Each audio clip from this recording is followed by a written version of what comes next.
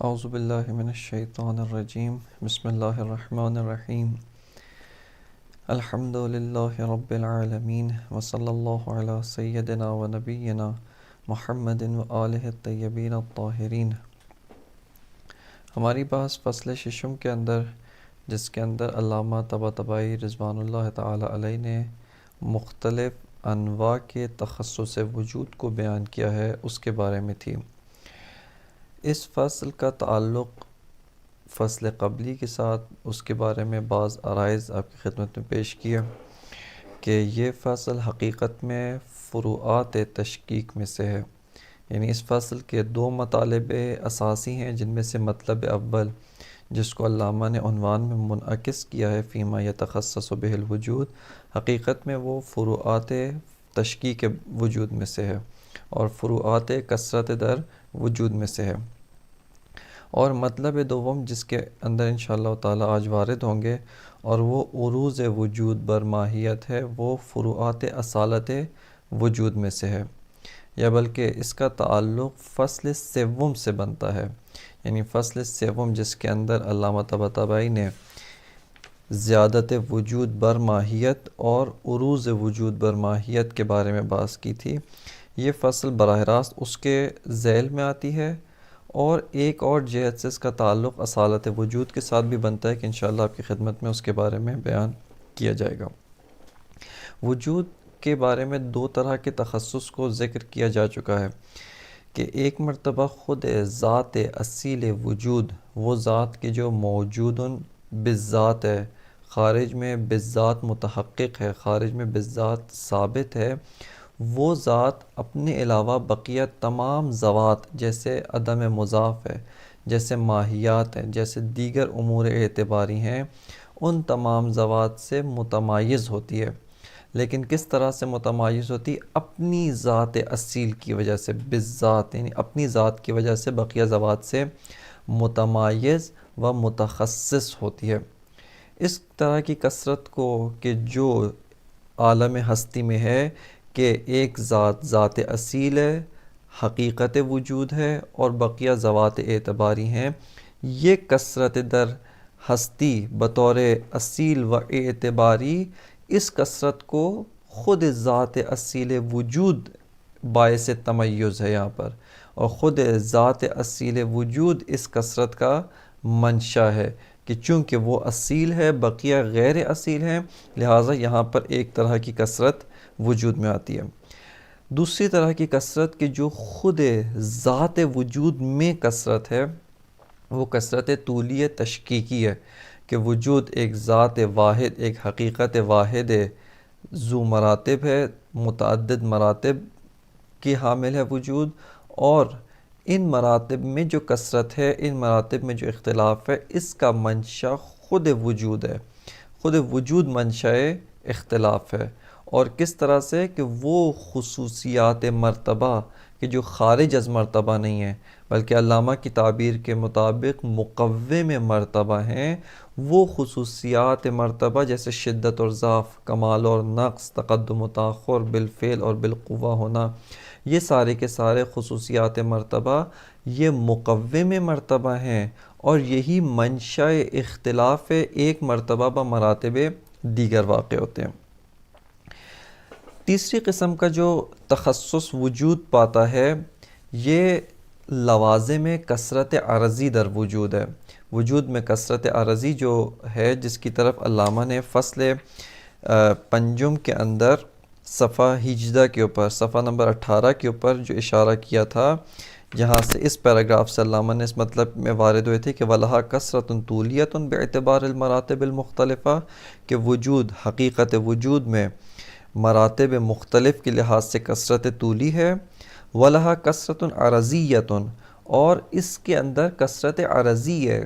کس طرح کی کثرت عرضی؟ باعتبار تخصصها بالماہیات المختلفۃ التي هي مسار الکثرت، کہ علامہ فرماتے ہیں کہ یہ جو کثرت در وجود ہے، یہ ماہیات مختلفہ کی وجہ سے ہے، جو ماہیات مختلفہ مسار کثرت ہیں۔ بعینہ، اسی مطلب کا جو ہے وہ فر یا اسی مطلب کے جو لوازم ہیں اس کو علامہ اس فصل کے اندر تیسری قسم کا تخصص وجود اسی کے ذیل میں بیان فرما رہے ہیں، اور وہ یہ ہے کہ وجود کے اندر ہم نے کثرت عرضی کو مشاہدہ کیا. یعنی کثرت عرضی کا ملاک یہ تھا کہ ایک وجود تشکیکی جو ہے اس کے اندر مراتب مختلف ہیں. ایک مرتبہ ان مراتب مختلف میں شدت اور ضعف کا تعلق ہے، ایک مرتبہ شدید ہے، دوسرا ضعیف ہے، اور اس کے علاوہ ان میں آپس میں جو شدید ہے وہ ضعیف کے لیے علت ہے، جو ضعیف ہے وہ اپنے سے زیادہ اضعف کے لیے علت ہے. یہ مراتب جو ایک دوسرے کے ساتھ علیت و معلولیت کا تعلق رکھتے ہیں ان کو کثرت طولی کہا جاتا ہے.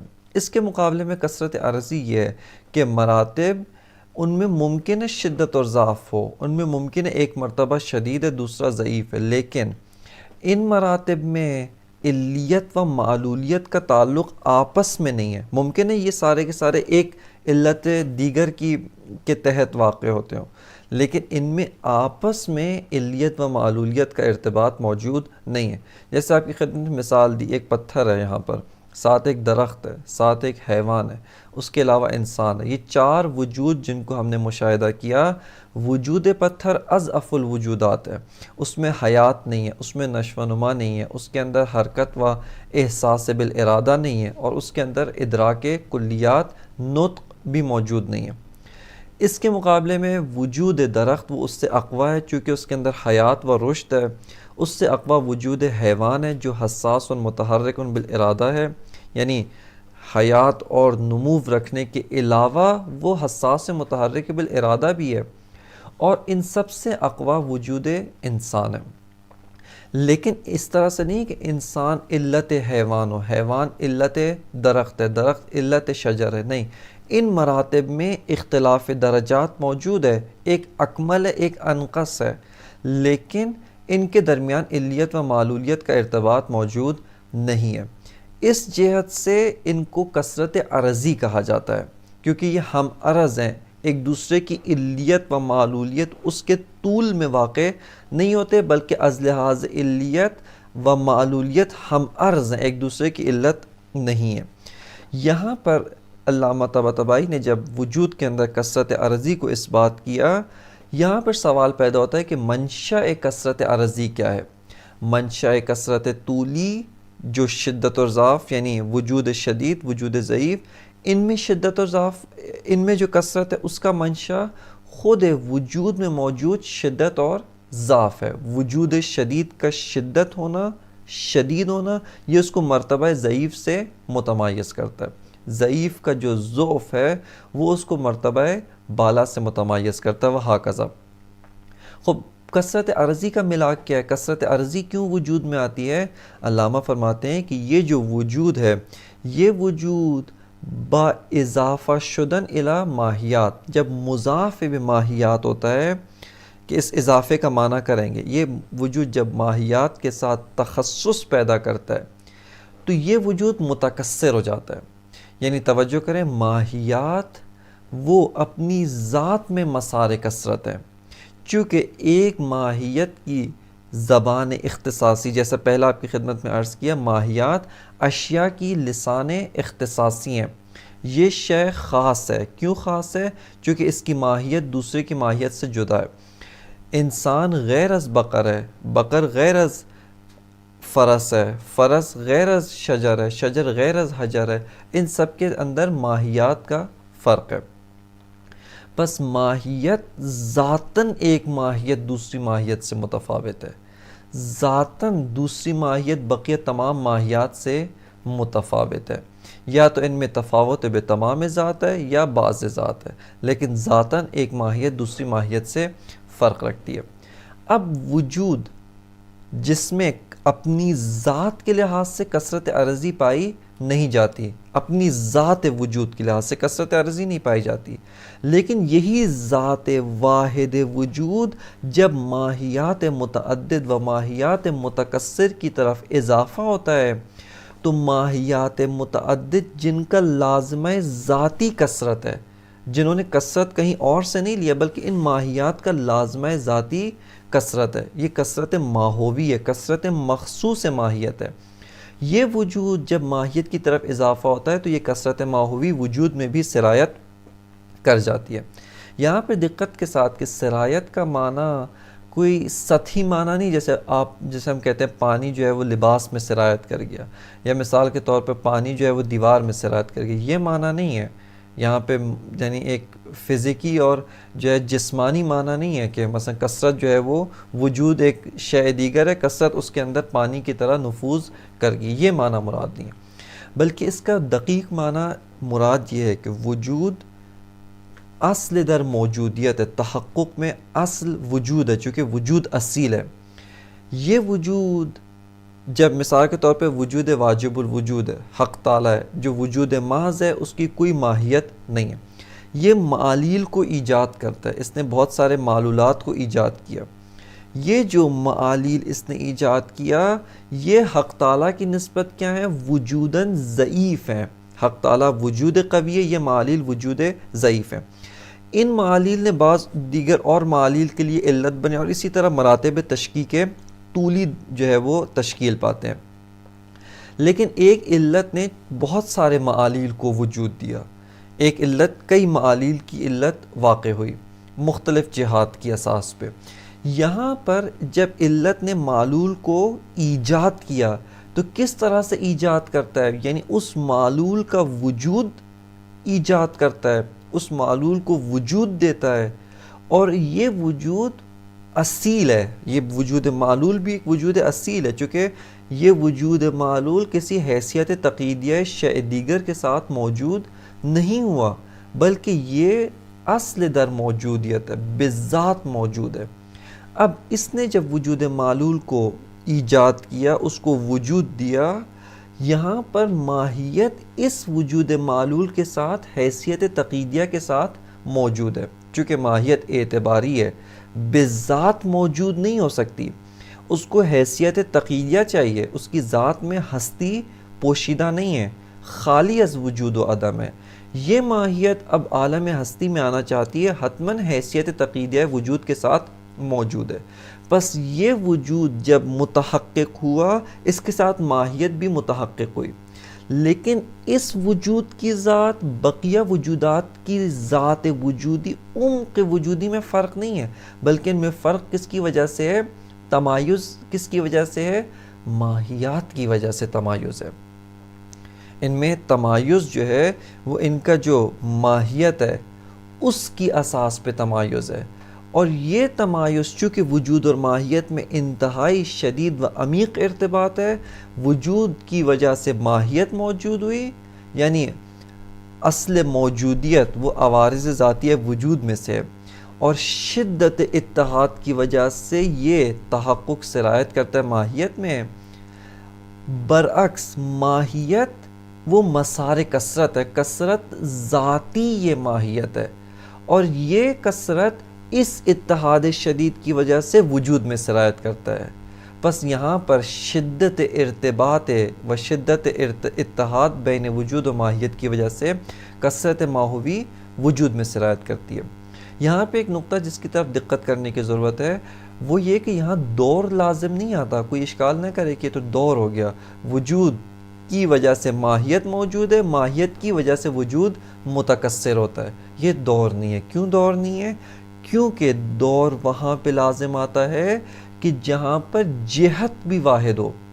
اگر یہ کہیں وجود کی وجہ سے ماہیت موجود ہوتی اور ماہیت کی وجہ سے وجود موجود ہوتا ہے، یہ دور لازم آتا ہے، لیکن دو جہات مختلف میں کوئی اشکال لازم نہیں ہے۔ وجود کی وجہ سے ماہیت موجود ہوئی، ماہیت کی وجہ سے وجود متکثر ہو رہا ہے، کثرت ذاتی ماہیت ہے جو وجود میں سرایت کرتی ہے، اور تحقق ذاتی وجود ہے جو ماہیت میں سرایت کرتا ہے، اور ماہیت جو ہے وہ ثانیاً و بالعرض موجود ہو جاتی ہے۔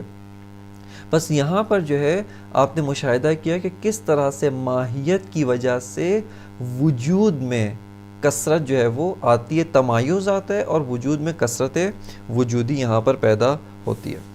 وثالثھا، تیسری طرح کا جو تخصص حقیقت وجود میں ہے، تخصص الوجود باضافتہ الی الماہیات المختلفۃ الذوات وعروضہ لہا، فرماتے ہیں کہ فیختلف باختلافہا بالعرض۔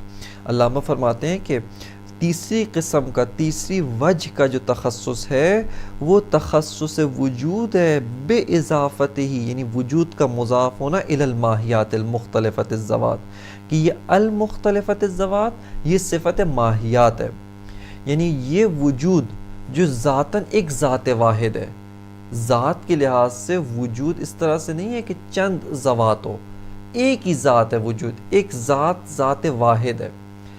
یہ ذات واحد جب مضاف ہوتا ہے ماہیات کی طرف، کون سی ماہیات؟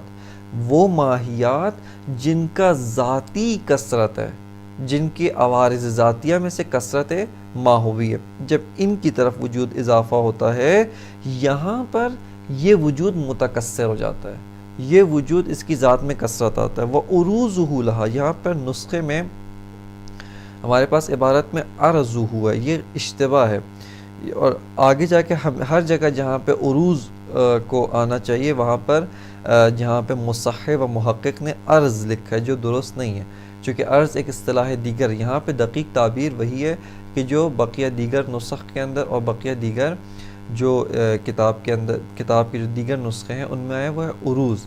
وَعُرُوزُهُ لَهَا، یعنی عروض وجود برماہیات کی وجہ سے تخصص وجود میں آتا ہے۔ فَيَخْتَلِفُ، پس یہ وجود مختلف ہوتا ہے، اس وجود میں تمایز آتا ہے، اس وجود میں تخصص آتا ہے، کثرت پیدا ہوتی ہے، بِاخْتِلَافِهَا، بحیثیت تقییدیہ اختلاف در ماہیات، کہ وہ اختلاف در ماہیات خود ذاتی ماہیت ہے، اور وجود چونکہ اس جہت سے متحد با ماہیت ہے، یہ امر ذاتی ماہیت وجود میں سرایت کر جاتا ہے۔ فَيَخْتَلِفُ بِاخْتِلَافِهَا بِالْعَرَض، یہ بالعرض متعلق یختلف ہے کہ اس وجود میں جو اختلاف ہے وہ اختلاف اولاً و بالذات نہیں ہے بلکہ ثانیاً و بالعرض ہے۔ اولاً و بالذات اختلاف و کثرت خود ماہیات میں ہے، ثانیاً و بالعرض جو ہے وہ وجود کے اندر اس اتحاد شدید کی وجہ سے یہ کثرت ماہوی وجود میں سرایت کر جاتی ہے۔ البتہ یہاں پہ پہلے کی طرح جیسے کئی دفعہ پہلے بھی تذکر دیا ہے کہ بالعرض کا معنی ذہنی نہیں ہوتا، کہ یعنی ثانیاً و بالعرض مجازاً، اس کا معنی ذہنی نہیں ہے بلکہ مراد مجاز فلسفی ہے، یعنی حقیقتاً وجود خارج میں متکثر ہے لیکن اپنی ذات کی وجہ سے متکثر نہیں ہے بلکہ ماہیات کے ساتھ اضافہ ہونے کی وجہ سے وجود خارج میں متکثر ہوتا ہے۔ وَعُرُوزُ الْوُجُودِ لِلْمَاہِیَّةِ، یہاں سے علامہ طباطبائی رضوان اللہ تعالیٰ علیہ وہ مطلب دوم فصل کے اندر وارد ہوتے ہیں، اور یہ مطلب اس کا اگر تعلق ہم دقیق طور پہ دیکھنا چاہیں، اس کا تعلق فصل سوم سے بنتا ہے، فی ان الوجود زائد علی الماہیت عارض لہا، اس کے ساتھ تعلق بنتا ہے کہ وجود زائد بر ماہیت ہے، عارض بر ماہیت، ایک یہ مطلب۔ دوسرا مطلب کہ دقیقاً یہ جو علامہ یہاں پہ مطلب بیان کر رہے ہیں حقیقت میں فروعات اصالت وجود میں سے ہے، اور جو اشکال بھی مطرح ہوتا ہے جس کا جواب اصالت وجود کے مبنا کی اساس پہ دیتے ہیں، وہاں سے ہمارے لیے واضح ہوتا ہے کہ یہ فروعات اصالت وجود میں سے ہے۔ جب بات نوع سوم کے تخصص پہ پہنچی کہ وجود اضافہ ہوتا ہے ماہیات کی طرف، یا وجود عارض بر ماہیت ہے، وعروض وجود بر ماہیت کی وجہ سے خود وجود میں کثرت ماہوی پیدا ہوتی ہے، یہاں پر علامہ ایک مطلب کی طرف ناظر ہوتے ہیں، اور وہ یہ کہ اساسی طور پہ عروض وجود للماہیت کا کیا معنی ہے، عروض وجود للماہیت کا کیا مطلب ہے۔ جب ہم کہتے ہیں، ایک فیلسوف جب کہتا ہے کہ وجود عارض بر ماہیت ہے، یا عروض وجود بر ماہیت ایک فیلسوف استعمال کرتا ہے، تو اساسی طور پہ عروض وجود للماہیت کیا معنی بنتا ہے، کس طرح کا عروض ہے، کس طرح کا جو ہے وہ وجود ماہیت کے اوپر کیسے عارض ہوتا ہے۔ آیا اسی طرح جیسے ایک سفیدی ایک جسم کے اوپر عارض ہوتی ہے، یا ایک حلاوت، شیرینی وہ ایک مثال کے طور پہ شیرنی وصف ہے، صفت ہے، مٹھائی مراد نہیں ہے، بلکہ شیرنی کی جو مٹھاس ہے، جو مزہ ہے، وہ اس جسم کے اوپر جو ہے وہ غذا، جو وہ جسم ہے اس کے اوپر یہ مٹھاس طاری آئے، اس طرح سے وجود ماہیت کے اوپر عارض ہوتا ہے۔ اس مطلب کو علامہ بیان فرماتے ہیں۔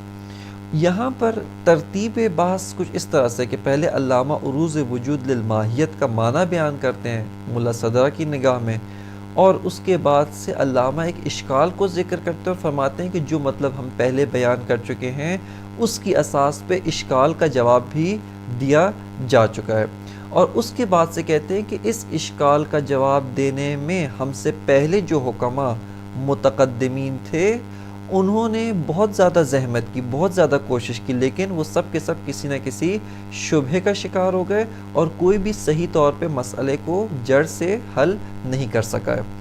اور اس سب کو ان سب جوابات کو ذکر کرتے ہیں، ان جوابات پہ اپنے و ملا صدرہ کے اشکالات کو ذکر کرتے ہیں، اور پھر چوتھے مرحلے میں علامہ طباطبائی دوبارہ آ کر بیان ملا صدرہ کو ذکر کرتے ہیں۔ بس یہاں پر جو عبارات جس کی طرف ابھی ہم متوجہ ہوں گے اس میں جو ترتیب ہے وہ اس طرح سے کہ سب سے پہلے علامہ اس مناسبت سے کہ عروض وجود برماہیت کی وجہ سے وجود میں کثرت پیدا ہوتی ہے، یہاں سے اس تخصص نوع سوم، اس سے علامہ جو ہے وہ وارد ہوتے ہیں کہ اساسی طور پہ عروض وجود برماہیت کا کیا معنی ہے، اس کو تبیین کرنا شروع کرتے ہیں۔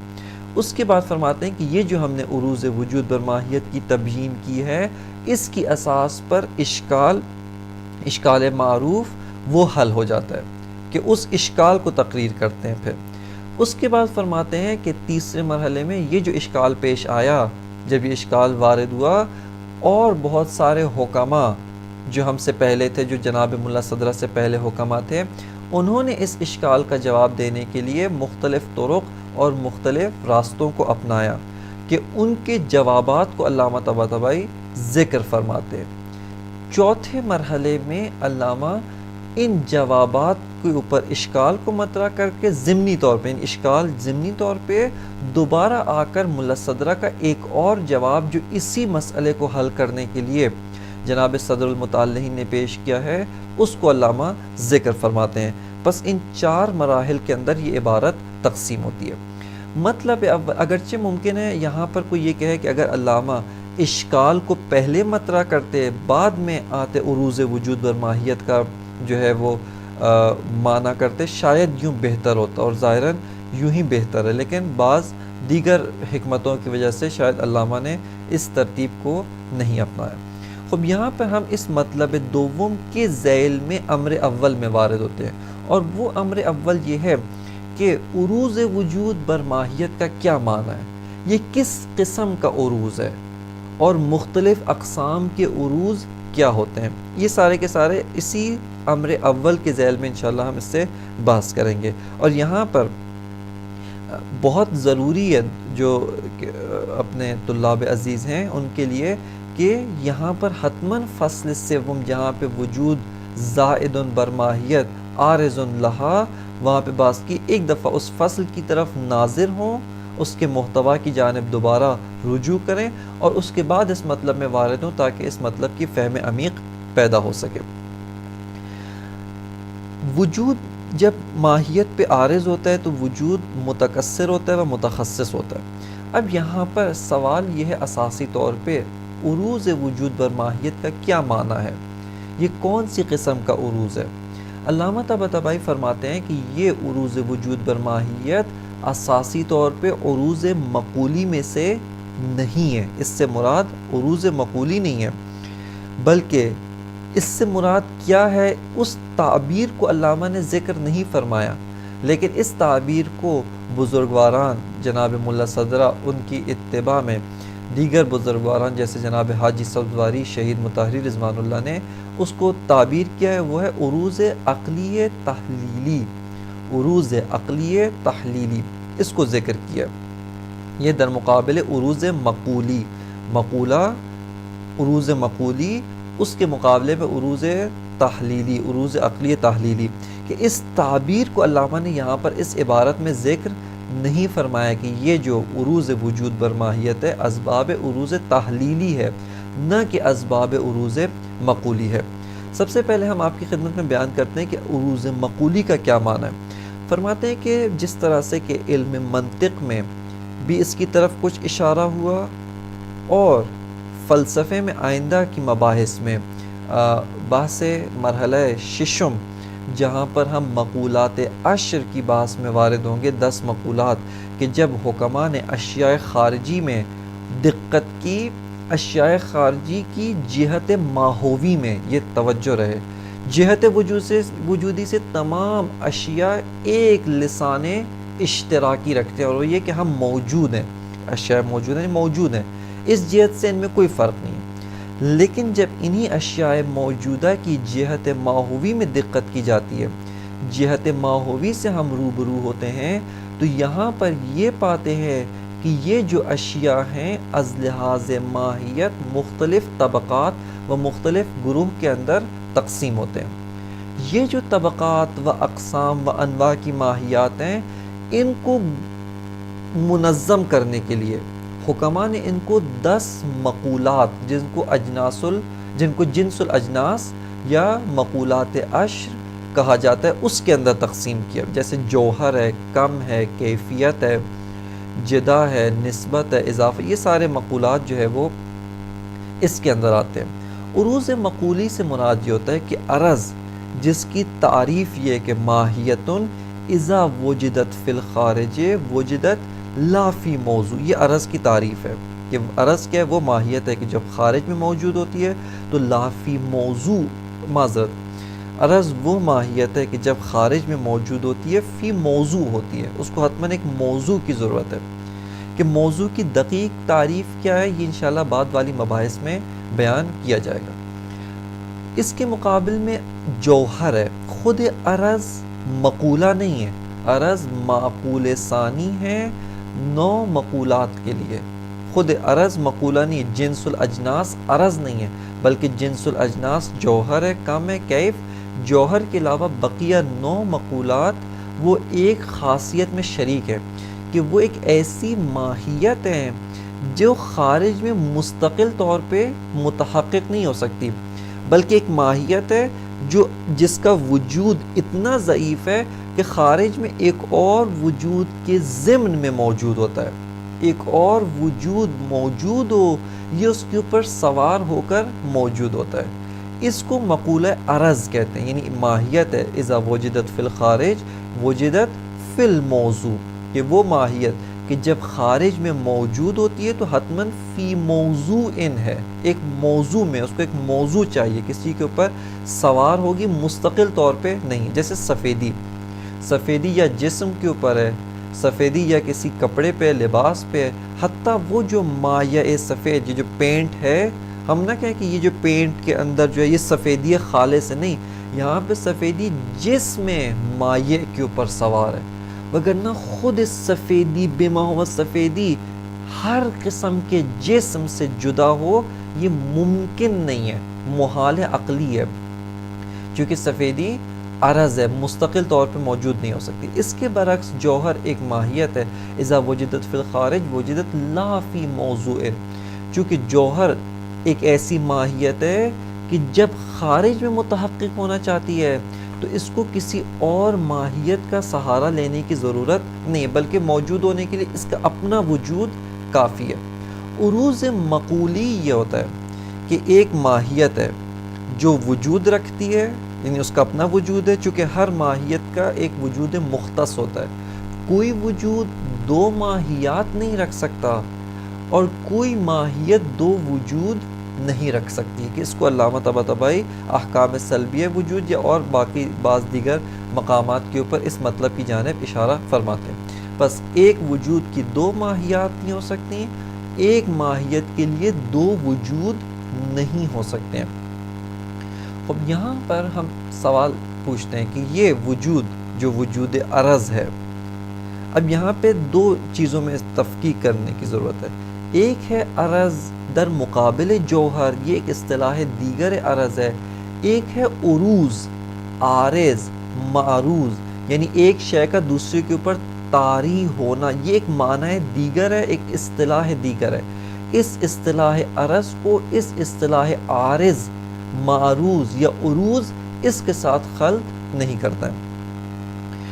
یہ جو عرض ہے جیسے کیف ہے، رنگ ہے، کمیت ہے، یا مثال کے طور پہ دیگر انواع و اقسام کے جو مقولات عرضیاں ہیں، ان میں سے ہر عرض، ہر ماہیت ایک اپنا وجود رکھتی ہے، لیکن یہ وجود، یہ ماہیت اپنے وجود کے ساتھ وجود جوہر کے اوپر سوار ہے، مستقل طور پہ خارج میں متحقق نہیں ہو سکتا.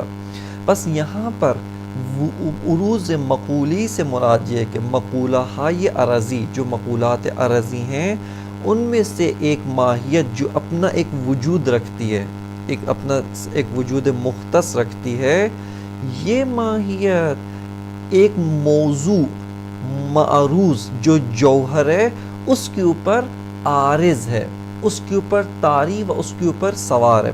پس عروض مقولی میں دو وجود ہیں، ایک وجود جوہر، ایک وجود عرض، دو ماہیات ہیں.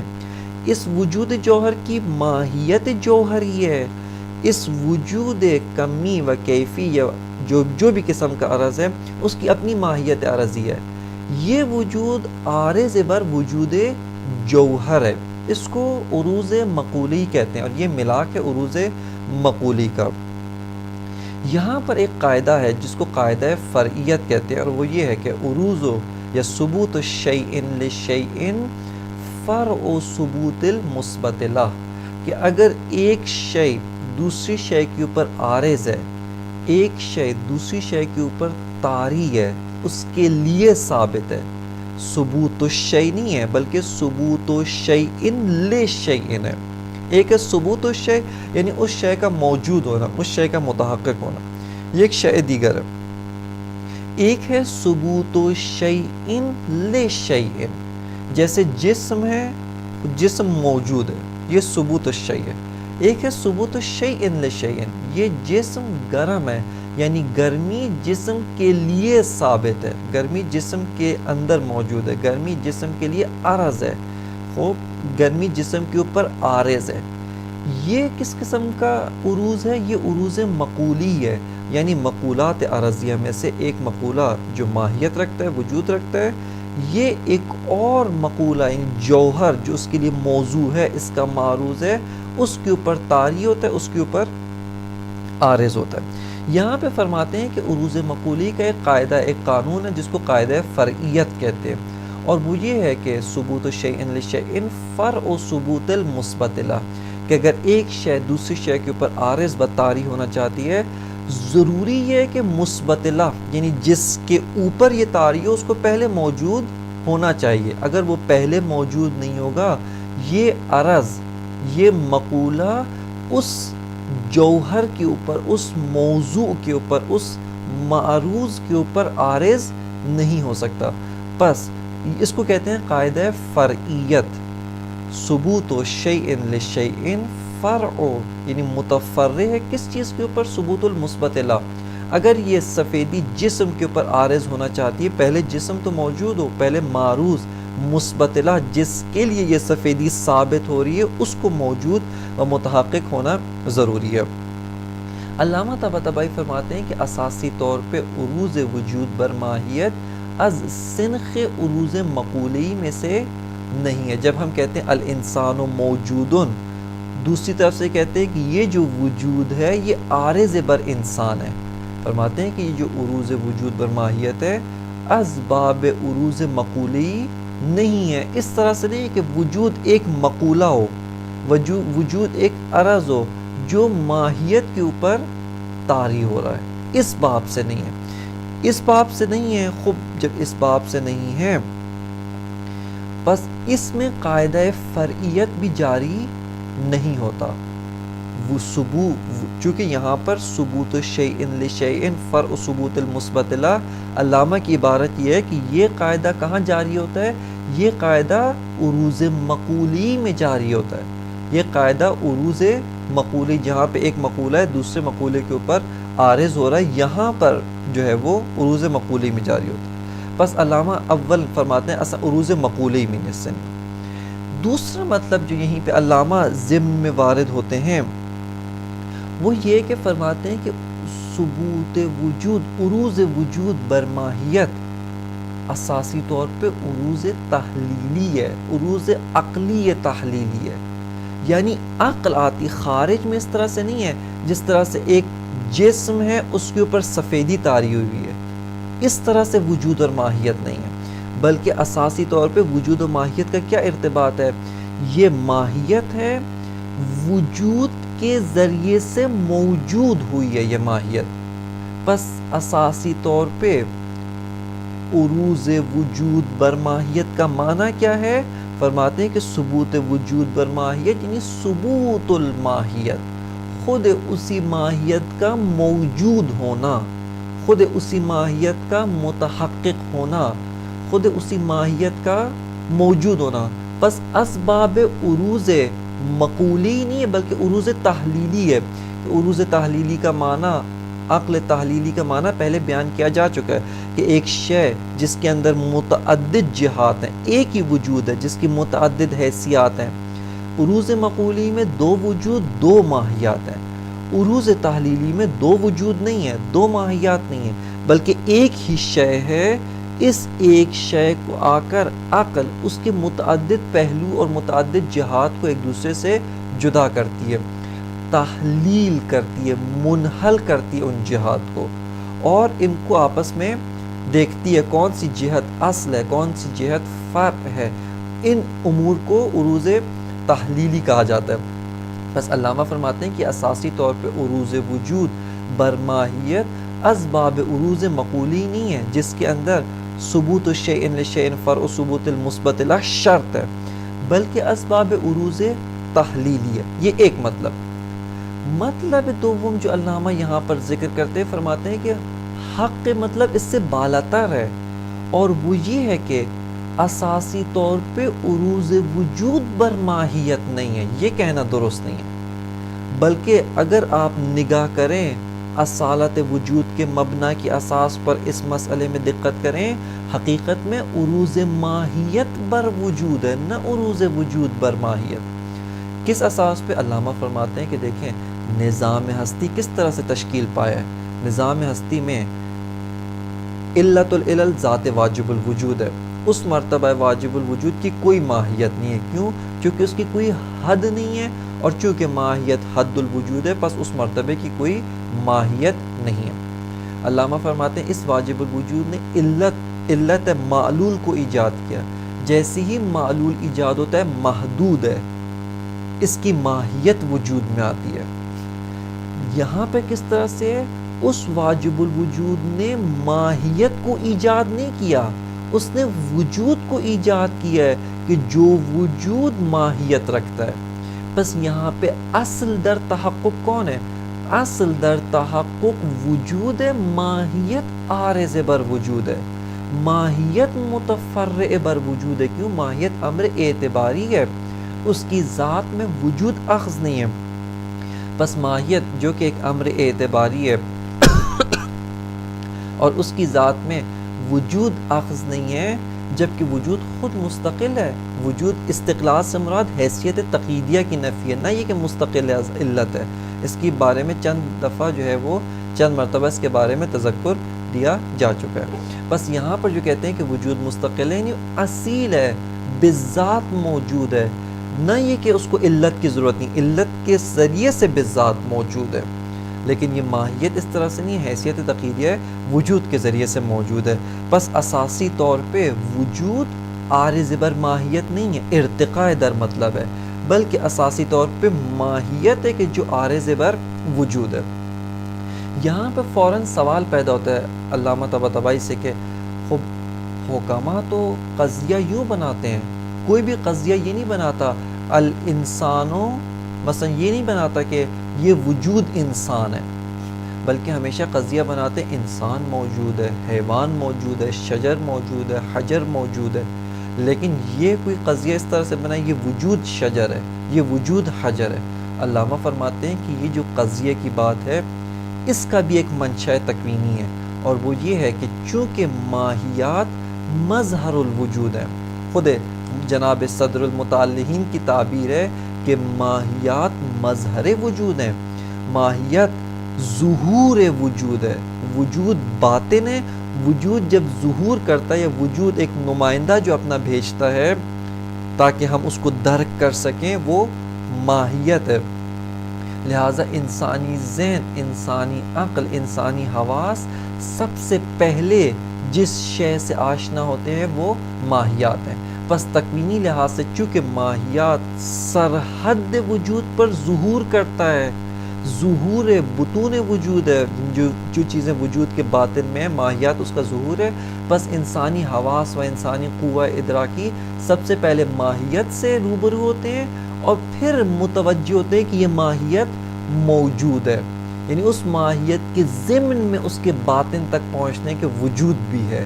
بس اس وجہ سے قضیہ بناتے ہیں۔ یہ جو قضیہ بناتے ہیں اپنے انسان کے قوہ حواسی ادراکی کے لحاظ سے درست ہے۔ کیوں؟ کیونکہ قوہ ادراکی حواسی پہلے اشیاء کی ماہیات کو درک کرتی ہے، پہلے اشیاء کی ماہیات سے روبرو ہوتی ہے، اس کے بعد ان کے وجود کی جانب متوجہ ہوتی ہے۔ پس موضوع و اصل کس کو قرار دیتی ہے؟ ماہیات کو، اور وجود کو ان کے اوپر حمل کرتی ہے، وجود کو ان کے اوپر عارض قرار دیتی ہے۔ لیکن اگر ہستی کو دیکھیں، انسان کی جو قوہ ادراکی ہیں، اس کو چھوڑ کے خود ہستی میں دقت کیا جائے، علامہ فرماتے ہیں معاملہ برعکس ہے۔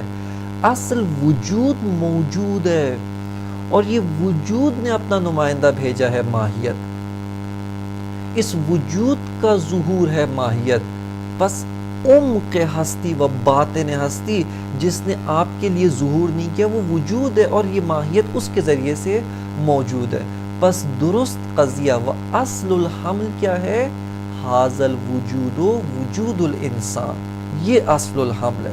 لیکن چونکہ ہمارا ذہن معنوں سے با ماہیات ہے، اس وجہ سے ہم بناتے ہیں عکس الحمل، عکس حمل یعنی الٹا حمل بناتے ہیں، اور وہ کہ الانسان موجود، البقر موجود، الشجر موجود، جبکہ اصل حمل بر اساس مبنی اصالت وجود یہ کہ حاضل وجود و انسان، حاضل بقر و انسان، حاضل شجر مثال کے طور پہ موجود، معذرت حاضل وجود و انسان، حاضل وجود و بقر، حاضل وجود و شجر، یہ درست حمل ہے، اصل الحمل بر اساس مبنی اصالت وجود۔ اس کے بعد علامہ اشکال کو تقریر کرتے ہیں کہ یہاں پر عبارت کی جانب توجہ کرتے ہیں۔ فرماتے ہیں وَعُرُوزُ الْوُجُودِ لِلْمَاهِيَّةِ وَثُبُوتُهُ لَهَا لَيْسَ مِنْ قَبِيلِ الْعُرُوزِ الْمَقُولِ الَّذِي يَتَوَقَّفُ فِيهِ ثُبُوتُ الْعَارِضِ عَلَى ثُبُوتِ الْمَعْرُوزِ قَبْلَهُ۔ علامہ فرماتے ہیں کہ جو وجود کا عارض بر ماہیت ہونا ہے، عروض وجود بر ماہیت و ثبوت وجود بر ماہیت، یہ اسباب عروض مقولی نہیں، از قبیل عروض مقولی نہیں ہے۔ عروض مقولی کی صفت کیا ہے؟ علامہ فرماتے ہیں الذی یتوقف فیہ ثبوت العارض علی ثبوت المعروض قبلہ۔ فرماتے ہیں کہ یہ ثبوت عارض یعنی عارض کا معروض کے اوپر عروض، عارض کا معروض کے اوپر ثبوت و تحقق، یہ متوقف و متفرع ہے کس چیز کے اوپر؟ کہ پہلے معروض موجود ہو، یہ عارض اس کے اوپر آ کر سوار ہو۔ کہتے ہیں یتوقف فیہ ثبوت العارض علی ثبوت المعروض، کہ ثبوت عارض متوقف ہے کس چیز کے اوپر؟ ثبوت معروض قبلہ، یعنی قبل ثبوت العارض، کہ ثبوت عارض سے پہلے ثبوت معروض موجود ہو۔ فرماتے ہیں فَإِنَّ حَقِيقَةَ ثُبُوتِ الْوُجُودِ لِلْمَاهِيَةِ ہِيَ ثُبُوتُ الْمَاهِيَةِ بِهِ۔ فرماتے ہیں کہ حقیقت ثبوت وجود برائے ماہیت، عروض وجود برائے ماہیت کیا ہے؟ یعنی ماہیت کا موجود ہونا، نہ ماہیت ہے اس کے لیے کوئی شے موجود ہو رہی ہے، اس کے اوپر کوئی شے، نہ اساسی طور پہ عروض وجود بر ماہیت یعنی وجود الماہیت یعنی ثبوت الماہیت، یہ ایک مطلب۔ اب علامہ ارتقاء فرماتے ہیں، کہتے ہیں کہ فَإِنَّ حَقِيقَةَ ثُبُوتِ الْوُجُودِ لِلْمَاهِيَةِ هِيَ ثُبُوتُ الْمَاهِيَةِ بِهِ لِأَنَّ ذَلِكَ هُوَ مُقْتَضَى أَصَالَتِهِ وَاعْتِبَارِيَتِهَا۔ یہاں پر ایک مطلب جس کی جانب علامہ نے صراحت نہیں کی لیکن حتماً علامہ کی مراد ہے، وہ وہی ارتقاء ہے کہ اصل میں دیکھیں آپ کیا کہہ رہے ہیں، عروج وجود بر ماہیت، فرماتے ہیں کہ حقیقت و عمق ہستی کے لحاظ سے عروج ماہیت بر وجود ہے. یہ ماہیت ہے کہ جو از لحاظ عروج عقلی تحلیلی، عروج تحلیلی کے لحاظ سے وجود کے اوپر عارض ہوئی ہے. کیوں؟ چونکہ مقتضا یہ اصالت وجود یہ ہے کہ عمق ہستی کو وجود نے تشکیل دی ہے، اصل و بنیاد ہستی وجود ہے، ماہیت عارض بر وجود ہے، نہ برعکس کہ ماہیت اصل و وجود اس کے اوپر عارض ہو رہا ہے، نا، بلکہ اصل معروض وجود ہے، ماہیت عارض ہے.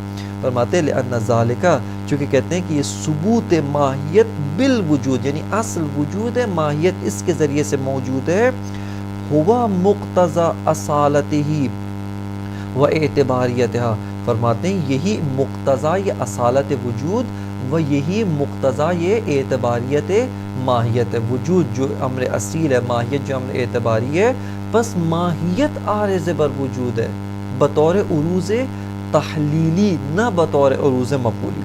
فرماتے ہیں خب سوال، کیوں ہم یا عقل یا حکمہ کیوں وجود کو عارض بر ماہیت قرار دیتے ہیں؟ کیوں وجود محمول ہے، ماہیت موضوع ہے؟ فرماتے ہیں وَإِنَّمَا الْعَقْلُ لِمَكَانِ أُنْسِهِ بِالْمَاهِيَاتِ يَفْتَرِضُ الْمَاهِيَةُ مَوْضُوعَةً. فرماتے ہیں عقل چونکہ ماہیات سے مانوس ہے، جس کا منشأ تکوینی، منشأ نفس الامری آپ کی خدمت میں ذکر کیا. فرماتے ہیں کہ چونکہ عقل اس منشأ تکوینی کی وجہ سے ان سے با ماہیات رکھتی ہے. یفترض عقل قرار کیا دیتی ہے؟ ماہیت کو موضوع قرار دیتی ہے. وَيَحْمِلُ الْوُجُودَ وجود علیہا، اور وجود کو جو ہے وہ اس کے اوپر حمل قرار کرتی ہے، وجود کو محمول قرار دیتی ہے. وَهُوَ فِي الْحَقِيقَةِ مِنْ عَكْسِ الْحَمْلِ. علامہ فرماتے ہیں یہ حقیقتاً عکس الحمل ہے. اصل الحمل از لحاظ تکوینی قرار دیں حاضر الوجود انسان، اس کا عکس، چونکہ اصل انسان کے لیے پہلے کیا چیز ظاہر ہوتی ہے؟ ماہیت، لہٰذا کہتے ہیں الانسان موجود، یہ عکس الحمل ہے نہ کہ اصل الحمل. اشکال یہاں پہ اس کے بعد علامہ وارد ہوتے ہیں، اشکال کو تقریر فرماتے ہیں. کہتے ہیں کہ یہ جو مباحث ہم نے مطرح کی ہیں، اس مباحث میں جو ہے، اس مباحث کی اساس پہ علامہ فرماتے ہیں کہ یہ جو اشکال معروف جو کیا گیا ہے وہ مندفع ہو جاتا ہے، وہ اشکال مرفوع ہوتا ہے. اشکال کیا ہے؟ اشکال کی تقریر علامہ یوں فرماتے ہیں، کہتے ہیں کہ قاعدہ فرعیت ہے. کہتے ہیں قاعدہ فرعیت کہتا ہے کہ ثبوت شیء لشیء فرع ثبوت المثبت له، کہ ایک شے کا دوسری شے کے لیے ثابت ہونا اس مطلب کے اوپر متوقف ہے کہ پہلے مثبت له، یعنی جس کے لیے یہ شے ثابت ہو رہی ہے وہ موجود ہو، وہ متحقق ہو، پھر یہ شیء عارض اس کے اوپر طاری ہوگی، اس کے اوپر عارض ہوگی. علامہ فرماتے ہیں کہ اشکال کیا پیش آیا؟ آپ نے کہا عروج وجود بر ماہیت، یعنی وجود عارض بر ماہیت ہے. قاعدہ فرعیت جاری ہوتا ہے کہ وجود عارض بر ماہیت ہے، اور ثبوت شیء لشیء، یعنی یہاں پہ شیء اول کیا ہے؟ وجود. لشیء میں جو شیء ہے وہ ماہیت، یعنی ثبوت وجود للماہیت فرع ثبوت المثبت لا، مثبت لا یعنی ماہیت. علامہ فرماتے ہیں اشکال یہ کیا گیا کہ ثبوت وجود بر ماہیت متفرع ہے کس چیز کے اوپر؟ کہ پہلے ماہیت ہو، موجود ہو، ایک طرح کا ثبوت و تحقق رکھتی ہو، یہ وجود اس ماہیت کے اوپر عارض ہو جائے. پس ثبوت شیء لشیء فرع ثبوت المثبت لا، کہ اس وجود کا ماہیت کے اوپر عارض ہونا، ماہیت پہ طاری ہونا، اس مطلب پر و اس امر پر متفرع ہے کہ ماہیت ایک طرح کا ثبوت رکھتی ہو، وجود اس کے اوپر عارض ہو. اب یہاں پر سوال پوچھتے ہیں، کہتے ہیں کہ انہی نے جو مستشکلین ہیں انہوں نے 3 فروض بنائے.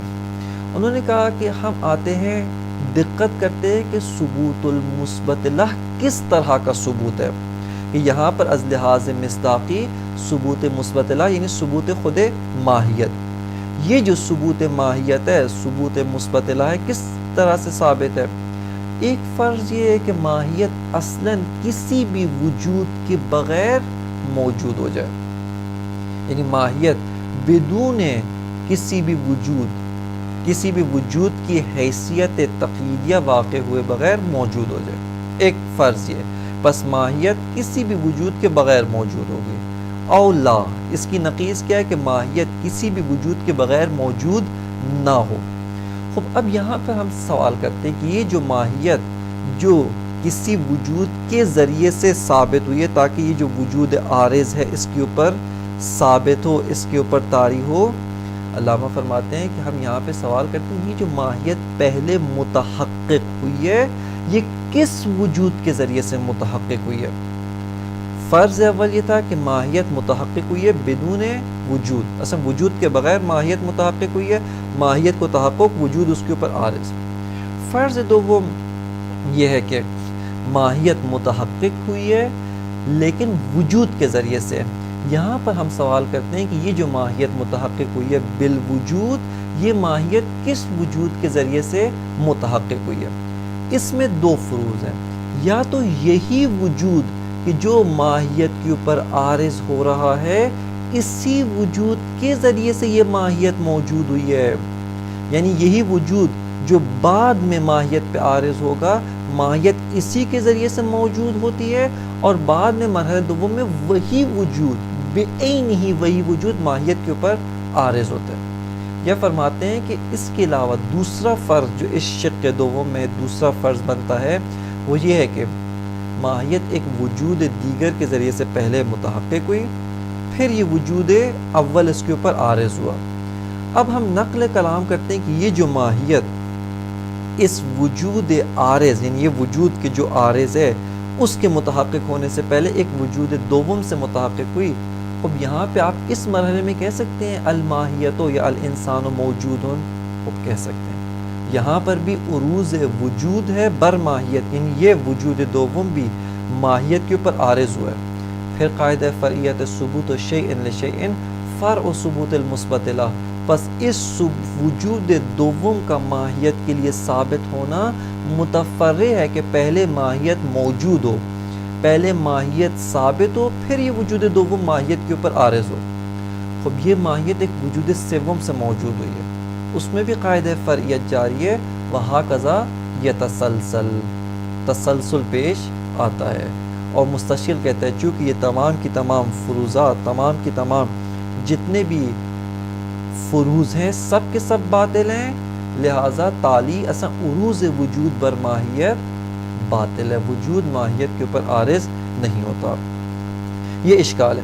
علامہ فرماتے ہیں وَبِذَالِكَ يَنْدَفِعُ الْإِشْكَالُ الْمَعْرُوفُ، کہتے ہیں یہ جو مطلب ہم نے اوپر ذکر کیا ہے اسی کے ذریعے سے اشکال معروف فی حمل الوجود علی الماہیت، کہتے ہیں کہ وہ جو اشکال معروف جو حمل وجود بر ماہیت کے اوپر جو اشکال کیا گیا ہے، عروض وجود بر ماہیت پر جو اشکال کیا گیا ہے، حمل وجود بر ماہیت پر جو اشکال معروف کیا گیا ہے وہ دفع ہوتا ہے. اور وہ اشکال کیا ہے؟ یہ من بیانیہ جو ہے یہ اسی اشکال کو بیان کرے. وہ اشکال کیا ہے؟ من ان قاعدۃ الفرعیت اعنی ان ثبوت شیء لشیء فرع ثبوت المثبت له توجب ثبوتا للمثبت له قبل ثبوت الثابت. فرماتے ہیں قاعدہ فرعیت، قاعدہ فرعیت کا مفاد کیا ہے؟ وضاحت کے ساتھ بیان کیا. ثبوت شیء لشیء فرع ثبوت المثبت له، یہ قاعدہ فرعیت کا مفاد ہے. کہتے ہیں کہ قاعدہ فرعیت کی اساس پر ثبوت مثبت لا قبل ثبوت عارض ہونا چاہیے، قبل ثبوت ثابت. ثابت سے مراد یہاں پر وجود ہے، اس مثال میں ثابت عارض اس سے مراد وجود ہے. مثبت لا سے مراد ماہیت ہے، ماہیت جس کے اوپر وجود عارض ہو رہا ہے اس وجود کے عارض ہونے سے پہلے، اس وجود کے ماہیت کے لیے ثابت ہونے سے پہلے ماہیت کو ثبوت رکھنا چاہیے. فرماتے ہیں توجب ان قاعدۃ الفرعیت توجب ثبوتا للمثبت له قبل ثبوت الثابت.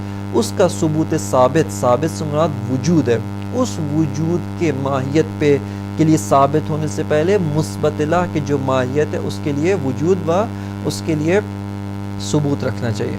فرماتے ہیں فثبوت الوجود للماہیت یتوقف علی ثبوت الماہیت قبلہ.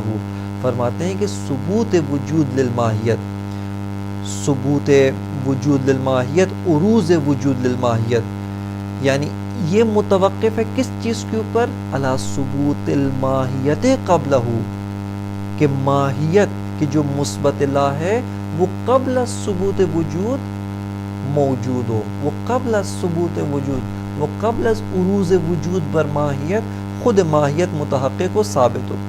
اب یہاں پہ ہم سوال پوچھتے ہیں کہ یہ ماہیت کیسے متحقق ہے۔ یہاں پہ علامہ فروز بیان کرتے ہیں، فرماتے ہیں فَإِنْ كَانَ ثُبُوتُهَا عَيْنُ ثُبُوتِهِ لَهَا۔ یہاں پہ دقت کریں، علامہ نے فرض اول اصلاً ذکر نہیں کیا کہ ماہیت بدون وجود ذکر ہو، بدون وجود موجود ہو۔ اس کو ذکر کیوں نہیں کیا؟ کیونکہ وہ واضح البطلان ہے، اصلاً یہ مطلب اصالت وجود کے ساتھ سازگار نہیں ہے۔ کوئی ماہیت بدون وجود موجود ہو جائے اصلاً اصالت وجود کے ساتھ سازگار نہیں ہے۔ بس یہ کہ ماہیت بدون وجود موجود ہو اور پھر یہ وجود اس پہ عارض ہو، یہ فرض اول اساساً باطل ہے۔ علامہ نے بداہت مطلب کی وجہ سے اس کو ذکر نہیں فرمایا۔ فرماتے یہاں سے علامہ براہ راست شق دوم کی فرض اول کو بیان کر رہے ہیں۔ فرماتے ہیں فَإِنْ كَانَ ثُبُوتُهُ لَهَا عَيْنُ ثُبُوتِهِ لَهَا، اگر یہ جو ثبوت إِنْ كَانَ ثُبُوتُهَا فَإِنْ كَانَ ثُبُوتُهَا عَيْنُ ثُبُوتِهِ لَهَا، اگر ماہیت کا تحقق اسی وجود کے ذریعے سے ہے کہ جو عارض بر ماہیت ہے، ثبوتها یعنی ثبوت ماہیت عین ہے، بعینی وہی وجود کے ذریعے، ثبوتہ یعنی اس وجود کے ذریعے سے کہ جو ماہیت کے اوپر عارض ہوگا۔ فرماتے ہیں اشکال کیا؟ لازم تقدم الشیء علی نفسہ، یہاں پر تقدم الشیء علی نفسہ ہی لازم آتا ہے۔ کس طرح سے کہ یہ وجود اس کے ماہیت کے اوپر عارض ہونے سے پہلے ماہیت کو موجود ہونا چاہیے۔ آپ کہہ رہے ہیں کہ ماہیت اسی وجود کے ذریعے سے موجود ہے جس وجود نے اس کے اوپر عارض ہونا ہے۔ بس یہاں پہ تقدم الشیء علی نفسہ کہ اس سے پہلے کہ یہ وجود موجود ہو، یہ وجود موجود ہے، اس سے پہلے کہ یہ وجود متحقق ہو، یہ وجود متحقق ہے، اور یہ اجتماع نقیضین ہے۔ فرماتے ہیں فَإِنْ كَانَ ثُبُوتُهَا عَيْنُ ثُبُوتِهِ لَهَا لَزِمَ تَقَدُّمُ الشَّيْءِ عَلَى نَفْسِهِ۔ اس کے اوپر اشکال جو ہے تقدم الشیء علی نفسہ ہے۔ وَإِنْ كَانَ غَيْرَهُ یعنی إِنْ كَانَ ثُبُوتُهَا، یہ کانا کی ضمیر ثبوتها کی طرف، وَإِنْ كَانَ ثُبُوتُهَا غَيْرَهُ، اگر اس ماہیت کا ثبوت، اس کا وجود اس وجود عارض، اس وجود ثابت کے ذریعے سے نہیں ہے بلکہ اس کے غیر ایک وجود دوم کے ذریعے سے، توقف ثبوتہ لہا علی ثبوت آخر، یہ جو وجود دوم ہے یہ بھی عارض بر ماہیت ہے، ماہیت کو پہلے موجود ہونا چاہیے۔ توقف ثبوتہ لہا، یہ ثبوتہ کی ضمیر غیرہ یعنی غیر وجود عارض، وہ جو وجود جو عارض ہے اس کے علاوہ اس کا غیر، اس وجود کا ثبوت لہا للماہیت یہ متوقف ہے کس کے اوپر؟ علی ثبوت آخر لہا، ایک ثبوت دیگر جو ماہیت کے لیے، وہ ثبوت دیگر پھر متوقف بر ثبوت دیگر۔ فرماتے ہیں وَحَلُمَّ جَرَّ فَيَتَسَلْسَلْ، یہ اسی طرح سے مطلب جاری ہے اور یہاں تک کہ تسلسل لازم آتا ہے۔ بس یہ علامہ نے یہاں پر اشکال پیش کیا، اس اشکال کے اساس پر قاعدہ فرعیت عروض وجود بر ماہیت کے ساتھ سازگار نہیں ہے۔ اساسی طور پہ یہ جو اشکال ہے اصلاً وجود ماہیت کے اوپر عارض نہیں ہوتا ہے۔